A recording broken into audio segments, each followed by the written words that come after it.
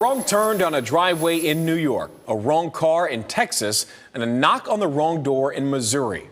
All three ended in shootings. Whether or not the shooters in these cases can make a claim under Stand Your Ground laws will depend on a number of factors. WESH 2's Haley Krumblholm spoke with a Central Florida attorney about what courts will have to look at. Your house, like I told you. Bob Fisher, a criminal defense lawyer and former prosecutor, has handled Stand Your Ground cases. Myself, I've actually litigated 3. He broke down what a Stand Your Ground case typically looks like. If somebody is in their home and a burglar, somebody breaks into their home, there's a presumption that when that happens, the person coming in did so with the intent to commit what's called a forcible felony, which gives the homeowner the right to defend themselves. They do not have any duty to retreat. They may stand their ground. But law enforcement in the Texas, Missouri, and New York cases haven't indicated any criminal intent in any of them.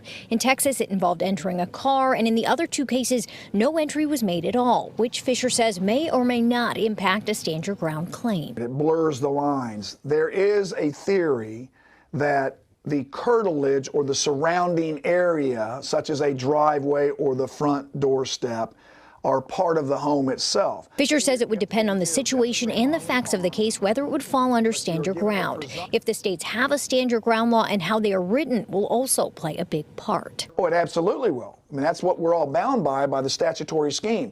Whatever Texas and the other state and Florida list as is required is the way it's going to be resolved. In Orange County, Haley Krumblholm, WESH 2 News.